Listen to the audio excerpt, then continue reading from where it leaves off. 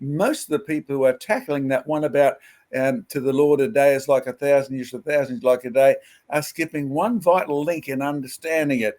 Peter is actually cross-referencing Moses.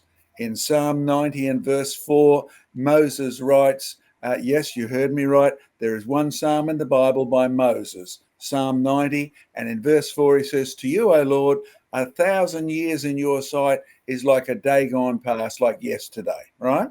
Now, Peter is not quoting exactly, but he's taking it further than what Moses is doing. Now, the significance of this psalm being by Moses, he's the bloke in the beginning who God uses on Mount Sinai. Remember the Ten Commandments, where the Lord actually wrote the scriptures himself, gave it to Moses, who took it down to the people, and Moses smashed it to pieces in anger, had to go up and get another copy made or written by himself. And it says, in 6 days, God created the heavens and the earth, and the seventh day he rested.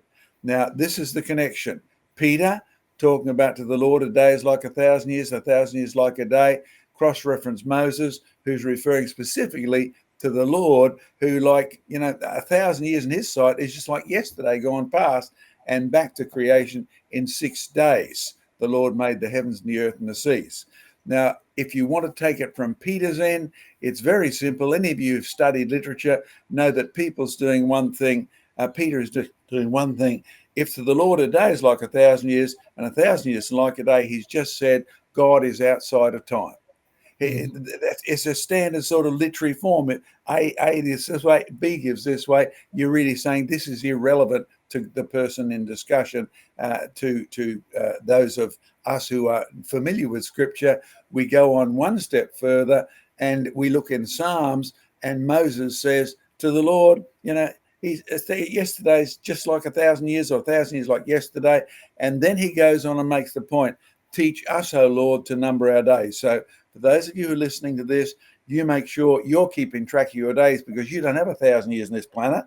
I guess most of us wouldn't want it with Hezbollah and all this sort of stuff in chaos at the moment. We don't have 1,000 years. Teach us, O Lord, to number our days. And who invented the day? God did.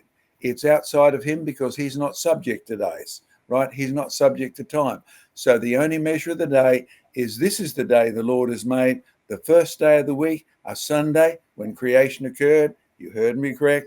That's what we had with our info mural. So putting all those dots together, Peter is dismissing the concept that God is subject to time. So God did not use a pre-existing model of a day. He invented the day.